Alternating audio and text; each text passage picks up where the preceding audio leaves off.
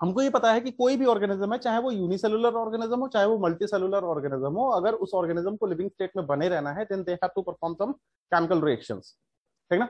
और उस chemical reaction से क्या होता है बेटा, एनर्जी ऑब्टेन होती है, यानी कि एनर्जी प्रोड्यूसिंग केमिकल रिएक्शंस की यहाँ पे बात होगी। तो अब समझो कि जो भी ऑर्गेनिज्म उस लिविंग स्टेट में बने रहना चाहता है उसको एनर्जी की नीड है, और उस एनर्जी को ऑब्टेन करने के लिए वो कुछ केमिकल रिएक्शंस परफॉर्म करता है, एंड द होल टोटल या sum total of all chemical reactions in cell is known as the metabolism. अब यही जो मेटाबॉलिज्म है ये क्या करता है, किसी भी ऑर्गेनिज्म के जितने भी लिविंग प्रोसेसेस हैं या लाइफ प्रोसेसेस हैं उनको क्या करता है, ये मेंटेन करता है, उनको कंस्टिट्यूट करता है। जैसे आपका जो यहाँ पे एक together all these chemical reactions यहाँ पे जैसे दे रखा है कि all these biomolecules have a turnover. अच्छा, टर्नओवर के बारे में भी बता रहा हूं, ये क्या चीज होती है। This means that they are constantly being change into some breaking and making is through chemical reactions, यानी कि कुछ चीजें बन रही हैं, कुछ चीजें टूट रही हैं। जैसा कि एग्जांपल हम बात करते हैं, मेटाबॉलिज्म में दो टाइप की रिएक्शंस होती हैं, एक कैटाबोलिक होती है, एनाबोलिक रिएक्शंस होती हैं। Anabolic reactions are the biosynthesising reactions, यानी कि एक तरीके से हम कह सकते हैं कि यहाँ पे छोटे छोटे मॉलिक्यूल्स मिलकर एक बड़े मॉलिक्यूल का फॉर्मेशन या बड़े कंपाउंड का फॉर्मेशन कर रहे हैं। वहीं पे जब हम कैटाबोलिक प्रोसेस की बात करते हैं तो ये बड़ा कंपाउंड को तोड़ के उसके इंग्रेडिएंट्स में हम कह सकते हैं कि उनके छोटे छोटे मॉलिक्यूल्स में तोड़ते हैं और इसके थ्रू एनर्जी प्रोड्यूस होती है ना।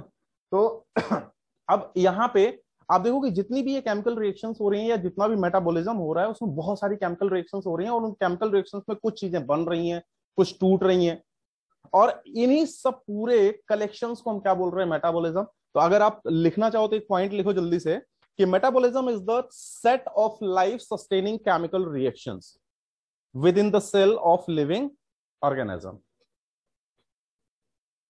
ठीक ना, जो भी ऑर्गेनिज्म है उसके सेल के अंदर।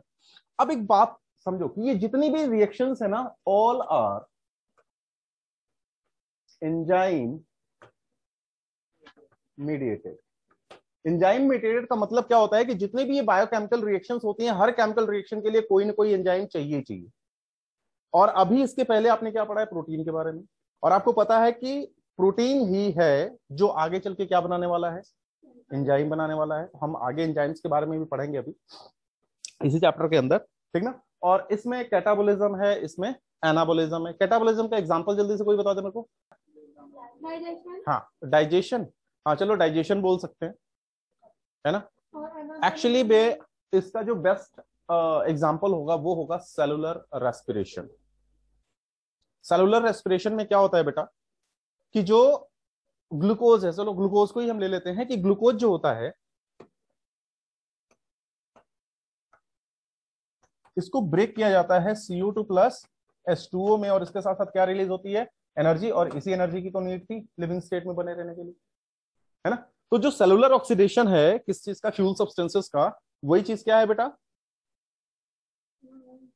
इसका बेस्ट एग्जांपल है। अगर हम एनाबॉलिक रिएक्शंस के एग्जांपल्स की बात करें, photosynthesis is the best example. क्या होगा, फोटोसिंथेसिस, ठीक ना। तो फोटोसिंथेसिस में आप देखते हो कि कार्बन डाइऑक्साइड एंड वाटर को यूटिलाइज करके, सनलाइट की एनर्जी को यूज करके ये क्या कर देते हैं, ग्लूकोज का फॉर्मेशन कर देते हैं। तो बॉडी में जितने भी, चलिए तो अब क्या होता है कि जब हम मेटाबॉलिज्म की बात कर रहे हैं, there are two type of reaction, one is the catabolism, one is the anabolism, और the sum total of all chemical reactions, या हम कह सकते हैं कि life sustaining chemical reactions, set of life sustaining chemical reactions को ही हम क्या बोल रहे हैं, मेटाबॉलिज्म बोल रहे हैं। अब इसके बारे में बहुत ज्यादा डिटेल में नहीं जाऊंगा, यहां पे एक बात करी गई है टर्न ओवर नंबर की। टर्न ओवर नंबर, इसको अभी मैं छोटा सा, जब एंजाइम पढ़ेंगे ना तो वहां पे हम केएम वैल्यू के बारे में बात करेंगे, ठीक ना। लेकिन अभी यहां पे थोड़ा सा ये समझ लो कि टर्न ओवर नंबर क्या है। जैसे जब मेटाबॉलिज्म की बात हो रही है तो हम देख रहे हैं कि कंस्टेंटली क्या हो रहा है, वहां पे कुछ मॉलिक्यूल्स दूसरे मॉलिक्यूल्स में चेंज होते जा रहे हैं, और वो मॉलिक्यूल्स फिर दूसरे में चेंज हो रहे हैं, यानी कि हम कह सकते हैं कुछ सिंथेसिस हो रहे हैं, कुछ ब्रेकडाउन हो रहे हैं, तो रेगुलर कुछ ना कुछ चीजें चेंज होती जा रही हैं। अभी जो चेंजेस हो रहे हैं इसमें अगर कोई भी केमिकल रिएक्शन चल रही है तो एक क्या होगा बेटा, सबस्ट्रेट, और दूसरा इससे जो बनेगा वो क्या होगा, प्रोडक्ट, ठीक ना। अब सबस्ट्रेट का प्रोडक्ट में कन्वर्जन, और चूंकि अभी हमने एक स्टेटमेंट बोला था कि ऑल केमिकल रिएक्शंस या all biochemical reactions are enzyme mediated, जितनी भी मेटाबॉलिक रिएक्शंस हैं सारी की सारी कैसी हैं, एंजाइम मीडिएटेड है। तो डेफिनेटली यहां पे कोई ना कोई एंजाइम था, और ये एंजाइम ही रिस्पॉन्सिबल है इस सबस्ट्रेट को इस प्रोडक्ट में कन्वर्ट कराने के लिए। ये क्या करता है इसको,